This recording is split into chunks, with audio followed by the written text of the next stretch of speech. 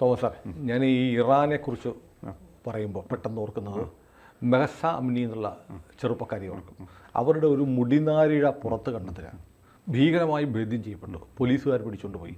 ഒടുവിൽ ജയിലിൽ നിന്ന് പുറത്തേക്ക് വന്നത് ജഡമാണ്. അപ്പോൾ അത്ര കർശനമായ മതനിയമങ്ങൾ നടപ്പാക്കുന്ന ഒരു ഷിയ രാജ്യമാണ് ഇറാൻ. ആ ഇറാനിൽ ഇപ്പോൾ പുതിയ പ്രസിഡന്റ് തിരഞ്ഞെടുക്കപ്പെടുന്നത് പെഷസ്കിയാൻ. നമുക്ക് അത്ര ഫെമിലിയർ അല്ലാത്ത പേരാണ്. പെഷസ്കിയാനെ കുറിച്ച് ഞാൻ വായിച്ചിട്ടുള്ളത് അദ്ദേഹം ഈ ശിരോവസ്ത്രം അടക്കമുള്ള കാര്യങ്ങളിൽ അത്ര കടുംപിടുത്തമില്ലാത്ത ഒരു നേതാവാണെന്ന് പറയുന്നു. അപ്പോൾ ഖൊമൈനിയുടെ ഇറാനാണ്. അപ്പോൾ പ്രസിഡന്റും പ്രധാനമന്ത്രിയൊക്കെ ആരായാലും ഖൊമൈനിയാണ് അവസാന വാക്ക്. അപ്പോൾ ഒരു റിഫോം ഒക്കെ ഒരു മാറ്റമൊക്കെ വരുമോ ഇറാനിൽ പുതിയ പ്രസിഡന്റ് പെഷസ്കിയാൻ വരുന്നതോടുകൂടി? മാറ്റം വരണമെന്ന് ലോകം മുഴുവനും ആഗ്രഹിക്കുന്നുണ്ട്. അത് തന്നെയല്ല, ഒരു റിഫോമിസ്റ്റ് ഗവൺമെൻറ് വേണം എന്നുള്ളതും പലരും ആഗ്രഹിക്കുന്നുണ്ട്. ആ രാജ്യത്തെ ആൾക്കാരും ആഗ്രഹിക്കുന്നുണ്ട്, ലോകം മുഴുവനും ആഗ്രഹിക്കുന്നുണ്ട്. കാരണം ലോകത്തിൽ നിന്നുണ്ടാകുന്ന പല പ്രശ്നങ്ങൾക്കും കാരണം ഇറാനാണ്. അപ്പോൾ അതുകൊണ്ട് ഇറാനിലൊരു നല്ല മാറ്റം വരേണ്ടത് ലോകത്തിൻ്റെ മൊത്തം ആവശ്യമാണ്. ആ മാറ്റമാണ് ഇപ്പോൾ ഈ പെസഷ്കിയാൻ എന്ന് പറയുന്ന ആൾ പ്രസിഡൻ്റ് ആകുമ്പോൾ അവിടെ സംഭവിക്കുന്നത്. മൗസൂദ് പെസഷ്കിയാൻ അദ്ദേഹം പണ്ട് തൊട്ടേ പാർലമെൻറ്റിൽ ഉള്ള ആളാണ്.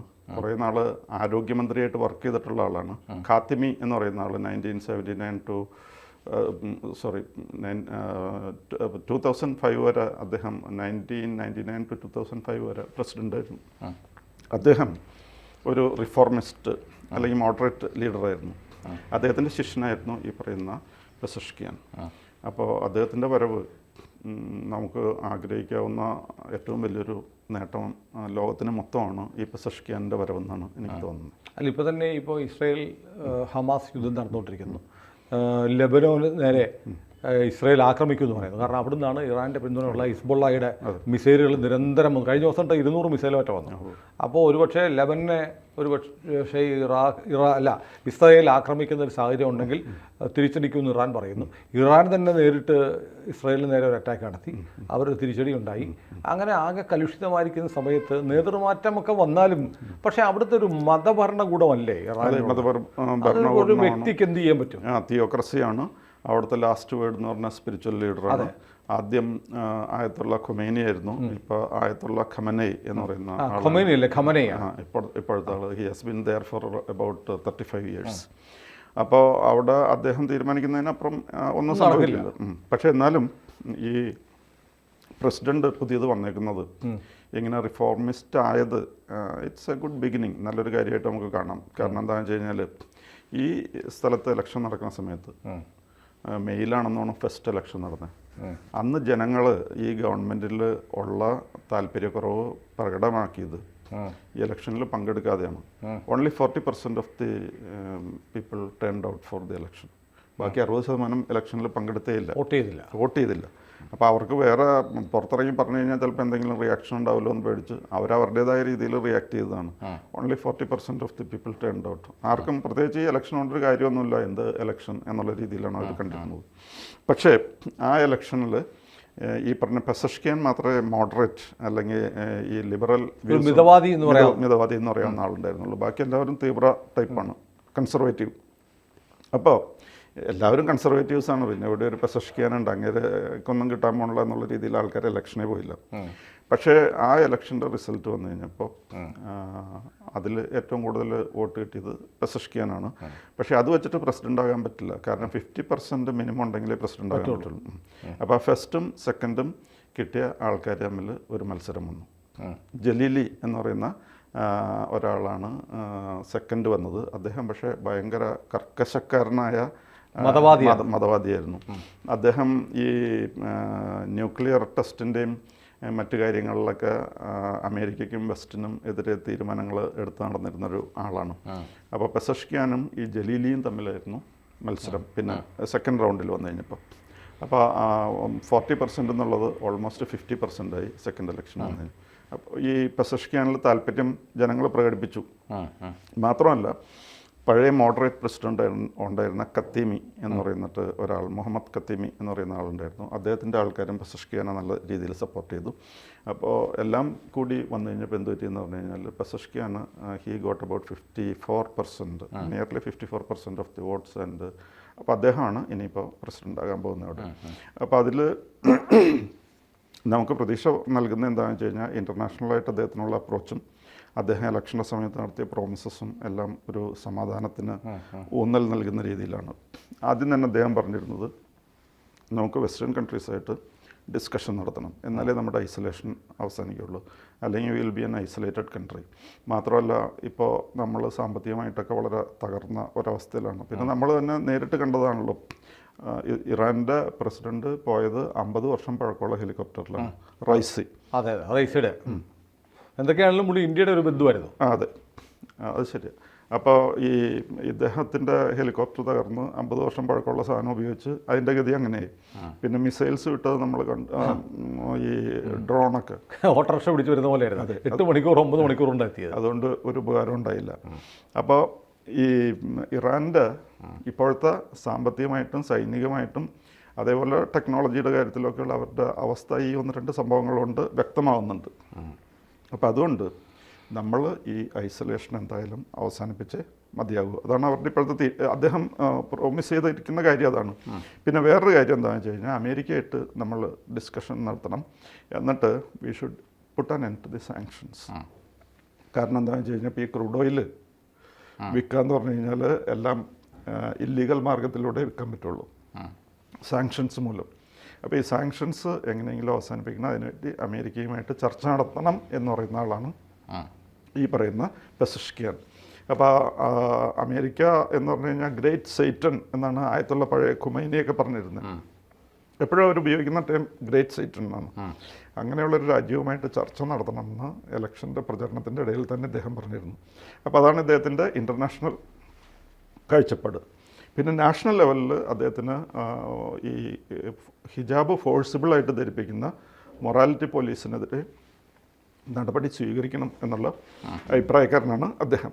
മാത്രമല്ല മേസ അമീനിയുടെ കേസ് വന്നു കഴിഞ്ഞപ്പോൾ പെൺകുട്ടി she was A Kurdish girl, അവരെ കൊണ്ടുപോയി പോലീസുകാർ, മൊറാലിറ്റി പോലീസ് അല്ലെങ്കിൽ സദാചാര പോലീസ് കൊണ്ടുപോയി അതിനെ കൈകാര്യം ചെയ്ത് അതിൻ്റെ ശവശരീരമാണ് പുറത്തു വന്നത്. ഭയങ്കര ഭീകരമായ, നമ്മളെല്ലാവരും കണ്ടതാണല്ലോ. അവിടെ സമരവും പ്രശ്നമൊക്കെ ഉണ്ടായിരുന്നു. അന്ന് മേസ അമീനിയുടെ സൈഡിലായിരുന്നു ഇദ്ദേഹം പറയുന്ന പെസഷ്കിയാൻ. പിന്നെ ഇൻ്റർനെറ്റ് റെസ്ട്രിക്ഷൻസ് എടുത്ത് മാറ്റണം എന്ന് അദ്ദേഹം ആവശ്യപ്പെട്ടിട്ടുണ്ട്. ഇൻ്റർനെറ്റ് വരുമ്പോൾ തന്നെ ജനങ്ങൾക്ക് കുറേ വിവരങ്ങളൊക്കെ പിടികിട്ടും. മതം മാത്രമായിരിക്കില്ല, അതിനപ്പുറം പോകുമല്ലോ ഇൻ്റർനെറ്റ്. അപ്പോൾ അങ്ങനെ ഒരു ആവശ്യം പറഞ്ഞിട്ടുണ്ട്. പിന്നെ അദ്ദേഹം ആവശ്യപ്പെട്ടിരിക്കുന്നത് more women and ethnic minorities ഗവൺമെൻറ്റിലേക്ക് വരണം. കാരണം ഇദ്ദേഹം തന്നെ അസീറി വംശത്തിൽ ഒരു ന്യൂനപക്ഷ വംശത്തിൽപ്പെട്ട ആളാണ് ഈ പറയുന്ന പെസഷ്കിയാൻ. അതുകൊണ്ട് കൂടുതൽ സ്ത്രീകളെയും അതേപോലെ എത്നിക് മൈനോറിറ്റീസിനെയും ഭരണത്തിലേക്ക് കൊണ്ടുവരണം എന്നുള്ള അഭിപ്രായം അന്ന് ഇലക്ഷൻ്റെ സമയത്ത് തന്നെ പറഞ്ഞിട്ടുണ്ട്. പിന്നെ അതുകൂടാതെ ഇൻഫ്ലേഷൻ ആണെങ്കിൽ ഇപ്പോൾ ഇറാനിൽ 40% ആണ്. അതെന്തായാലും it has to be brought down, അങ്ങനെയും പറഞ്ഞിട്ടുണ്ട്. പിന്നെ അദ്ദേഹം വ്യക്തിപരമായിട്ട് പറഞ്ഞു കഴിഞ്ഞാൽ അദ്ദേഹം ഒരു ഹാർട്ട് സർജനായിരുന്നു. അദ്ദേഹത്തിൻ്റെ ഡോക്ടറാണ്. ഡോക്ടർ. പിന്നെ അദ്ദേഹത്തിൻ്റെ ഭാര്യ ഒരു ഗൈനക്കോളജിസ്റ്റ്. അദ്ദേഹത്തിന് 4 മക്കളാണ് ഉള്ളത്. അതിൽ ഭാര്യയും ഒരു മകനും ഒരു കാർ ആക്സിഡൻറ്റിൽ മരിച്ചു. പിന്നെ 2 ആൺകുട്ടികളും ഒരു പെൺകുട്ടിയാണ് ബാക്കിയുള്ളത്. പക്ഷെ അദ്ദേഹം പിന്നെ വേറെ വിവാഹം കഴിക്കാൻ പോയില്ല. ഈ മക്കളെ നോക്കിയാണ് അവരെ നന്നാക്കി വളർത്തി നല്ല രീതിയിൽ കൊണ്ടുവന്ന ഒരു വ്യക്തിയാണ്. അത് മാത്രമല്ല യുദ്ധസമയത്ത് അദ്ദേഹം യുദ്ധമേഖലയിലായിരുന്നു, ബാറ്റിൽ ഫ്രണ്ടിലായിരുന്നു. അവിടെ നടത്തിയ സേവനം വഴിയാണ് ജനശ്രദ്ധ പിടിച്ചു പറ്റുകയും ഇങ്ങനെ രാഷ്ട്രീയത്തിൽ ഇത്രയും ഉയർന്നു വരികയൊക്കെ ചെയ്തത് ആ രീതിയിലാണ്. ഇറാൻ്റെ ചരിത്രത്തിൽ കേട്ടുകേഴ്വിയില്ലാത്ത ഒരു ക്രെഡൻഷ്യൽസ് ഉള്ള നേതാവാണ്.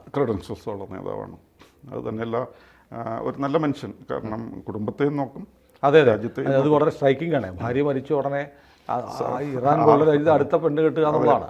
ഭാര്യ ഉള്ളപ്പോൾ തന്നെ 2, 3, 4 ഒക്കെ കെട്ടാം. അതെ, പക്ഷേ അങ്ങേര് ഈ മക്കൾക്ക് വേണ്ടിയിട്ട് അങ്ങനെ ഒരു ത്യാഗം ചെയ്ത് മക്കളെ നല്ല രീതിയിൽ വളർത്തിയെടുത്തു. അപ്പോൾ അതങ്ങനെ ഒരു വശം.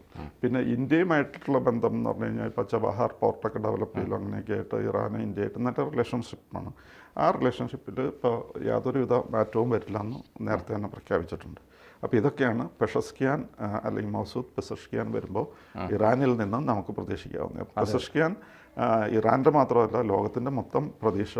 അതെ, ഇറാൻ്റെ ഈ അനാവശ്യമായ ഇടപെടലും കുത്തിത്തിരിപ്പുകളും ഇല്ലാതായാൽ ആ മേഖലയിൽ തന്നെ വലിയ സമാധാനം വരും. അതെ, ആ മേഖലയിൽ ഇപ്പോൾ ഹൂത്തികളെ ആയാലും ഹമാസിനെ ആയാലും മറ്റേ ഹെസ്ബുള്ള ലെബനോണിലെ ആയാലും ഇവരൊക്കെ കൊണ്ടു നടക്കുന്നത് ഇറാനാണ്. അത് മാത്രമല്ല ഇവർ ഏറ്റവും കൂടുതൽ പണം ചിലവാക്കുന്നത് സിറിയയിലാണ്. സിറിയയിലാകെ 15% ഉള്ളൂ ഈ ഷിയ അല്ലെങ്കിൽ അല്ലവൈറ്റ് എന്ന് പറയുന്ന ആൾക്കാർ. അവരുടെ ഗവൺമെൻറ്റിന്, അതായത് ബഷർ അൽ ആസാദിനെ പിടിച്ചു നിർത്തിയിരിക്കുന്നത് ഇറാനിൽ നിന്നുള്ള അവരുടെ റവല്യൂഷണറി ഗാർഡ്സ് എന്ന് പറയുന്ന അൺഒഫീഷ്യൽ, അവർ യൂണിഫോം ഒന്നും ഉണ്ടാവില്ല, അവർ വന്നിട്ടാണ് ഫൈറ്റ് ചെയ്യുന്നത്. അങ്ങനെയാണ് ബഷർ അൽ ആസാദ് എന്ന് അവിടെ പിടിച്ചു അധികാരത്തിരിക്കുന്നത്. ഭൂരിപക്ഷം സുന്നി മുസ്ലിംസ് ആണ്, 75% സുന്നി മുസ്ലിംസ് ആണ്, 15% അല്ലവൈറ്റ്സ് ആണ്, 10% ക്രിസ്ത്യൻസ് ഉണ്ട്. അപ്പോൾ ഈ 15% അല്ലവൈറ്റ്സ് അല്ലെങ്കിൽ ഷിയാസിനെയും വെച്ചിട്ട് അവിടെ ബഷർ അൽ ആസാദിന് അദ്ദേഹത്തിൻ്റെ അച്ഛനായിരുന്ന ഹാഫിസ് അൽ ആസാദിനും കൂടി ഇപ്പോൾ മോർ ദാൻ 50 സെഞ്ചുറി കഴിഞ്ഞു ഇവരുടെ ഈ ഫാമിലി അച്ഛനും മോനും കൂടി ഭരിക്കുന്നത്. 2010 അവിടെ വിപ്ലവം ആരംഭിക്കുന്നതിന് 50 years ആയി ഇവർ രണ്ടുപേരും കൂടി. അപ്പോൾ അത് കഴിഞ്ഞ് വിപ്ലവം വാസ് ഇൻ 2010, ഇപ്പോൾ 24 ആയില്ലേ. അപ്പോൾ ആ 50യുടെ കൂടെ ഒരു 14 വർഷം കൂടി, പിന്നെ ഒരു 10-65 വർഷമായിട്ട് ഇവർ തന്നെയാണ് ഭരിക്കുന്നത് അച്ഛനും മോനും കൂടി. അപ്പോൾ അവർക്ക് ഈ ബഷർ അൽ ആസാദിനൊരു കോട്ടം തട്ടാതെ അവിടെ നിൽക്കുന്നത് ഇറാൻ്റെ സപ്പോർട്ടാണ്. അപ്പോൾ ആ ഏരിയ മുഴുവനോട്ട് കലക്കണത് ഇറാനാണ്. അപ്പോൾ ലോകത്തിന് എന്ത് മാറ്റം ഉണ്ടാവും നമുക്ക് നോക്കാം. അതോ ഇനി ഈ പറഞ്ഞ പോലെ മതശാസ്ത്രജ്ഞയ്ക്ക് കീഴടങ്ങി ഇദ്ദേഹവും ഒരു പാവയായി തീരുമോ എന്ന് എനിക്ക് ആശങ്കയും ഉണ്ട്. 1979 തൊട്ടേ ഇത്രയും വേറെ യാതൊരു രാജ്യത്തിന് ഉപകാരമുള്ള യാതൊരു കാര്യവും ചെയ്യാതെ ഈ ഹമാസിനെയും ഹിസ്ബുള്ളിനെയും ഹൂത്തിനെയൊക്കെ പിടിച്ച് നടക്കുന്നത് കൊണ്ട് ജനങ്ങൾ മടുത്തു എന്നാണ് എനിക്ക് തോന്നുന്നത്. പിന്നെ അവർക്കാണെങ്കിൽ യാതൊരു ഡെവലപ്മെന്റും ഇല്ലാത്തത് നമ്മളിപ്പോൾ ഈ മെഹസാമിനിയുടെ കാര്യത്തിൽ തന്നെ ഈ വിലക്ക് മതശാസനയൊക്കെ ലംഘിച്ച് ജനം കൂട്ടത്തോടെ തെരുവിലിറങ്ങി. അതെ അതെ അതെ. അപ്പോൾ ജനങ്ങൾ സഹിച്ചു. ഈ മതം കൊണ്ട് മാത്രം ജീവിക്കാൻ കഴിയില്ലല്ലോ. ഇപ്പോൾ നമ്മൾ പറയുമല്ലോ പാണ്ഡനായുടെ പല്ലിന് ശൗര്യം പണ്ടേ പോലെ ഫലിക്കുന്നില്ല, അതേപോലെയാണ് ഇപ്പോൾ ആ മതശാസ്ത്രം അത്ര ഫലിക്കുന്നില്ല. ജനങ്ങൾക്ക് വേറെ ഒരുപാട് അടിസ്ഥാന ആവശ്യങ്ങളുണ്ട്. ലോകം മുഴുവൻ മുന്നോട്ട് പോകുമ്പോൾ ഈ കറുപ്പ് വസ്ത്രത്തിനുള്ളിൽ കയറി മുടി പോലും പുറത്ത് കാണിക്കാതെ ജീവിക്കണം എന്ന് പറയുമ്പോൾ താങ്കൾ പിന്തള്ളപ്പെടുകയാണ് എന്ന് അവിടുത്തെ യുവാക്കളെങ്കിലും തിരിച്ചറിയും. അത് തന്നെയല്ല, ഈ ഇൻ്റർനെറ്റൊക്കെ ഉള്ളതുകൊണ്ടേ ആൾക്കാർ ലോകം മുഴുവൻ മാറുന്ന ലോകം കണ്ടുകൊണ്ടിരിക്കുകയാണ്. ഏതായാലും ഇറാന് സമാധാനം ഉണ്ടാവട്ടെ, ശാന്തി ഉണ്ടാവട്ടെ, പ്രസിഡന്റ് നീണ്ടാൾ വാഴട്ടെ. കൂടുതൽ വാർത്തകളും വിശേഷങ്ങളും നിങ്ങളിലേക്ക് എത്താൻ ABC മലയാളം സബ്സ്ക്രൈബ് ചെയ്യുക, ബെൽ ബട്ടണും അമർത്തുക.